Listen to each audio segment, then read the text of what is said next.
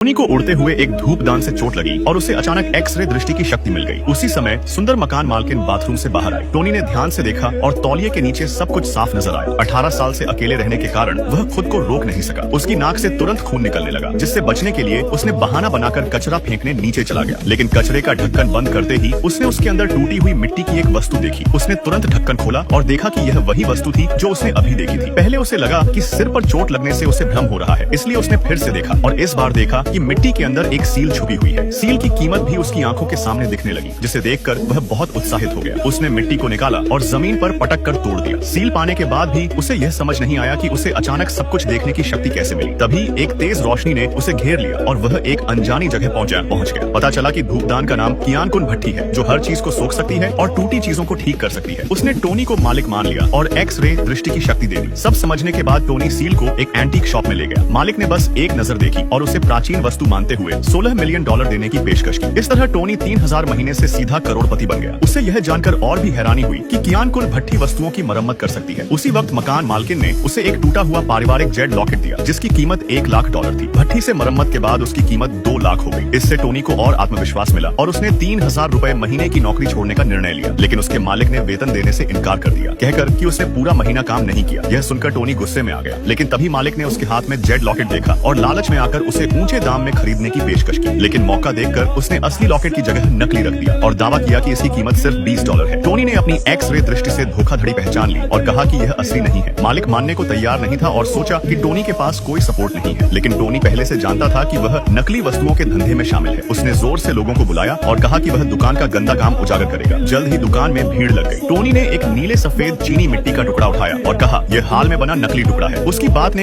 Antique association के अध्यक्ष का ध्यान खींचा। अध्यक्ष ने देखा कि टोनी न केवल असली नकली पहचान सकता है, बल्कि उसे नकली बनाने की तकनीक भी आती है। टोनी लगातार मालिक की पोल खोलता गया, यह जाने बिना कि अब वह निशाने पर आ गया है। फिर उसने ऊंची आवाज में कहा कि पूरी दुकान में एक भी असली वस्तु नहीं है। मालिक डर के मारे पीला पड़ गया और सफाई दी कि टोनी झूठ बोल रहा है और उसकी दुकान की 10 साल से अच्छी प्रतिष्ठा है। लेकिन टोनी ने तुरंत उसका पर्दाफाश कर दिया और पिछला आंगन देखने की मांग की। मालिक घबरा गया, क्योंकि वहीं असली धंधा चलता था और वहाँ असली मालिक था। टोनी अगर आगे बढ़ता तो बात हाथ से निकल सकती थी। मालिक ने लॉकेट लौटाकर उसे चुपचाप भेजने की सोची, लेकिन टोनी को सिर्फ लॉकेट नहीं चाहिए था, बल्कि वह चाहता था कि मालिक सार्वजनिक रूप से स्वीकार करे कि वह नकली सामान बेचता है। यह उसकी दुकान को बर्बाद करने जैसा था, जिसे मालिक स्वीकार नहीं कर सकता था। जब समझौता नहीं हुआ, टोनी पिछला आंगन देखने पर अड़ा ही रहा। उसी समय असली मालिक सामने आ गया।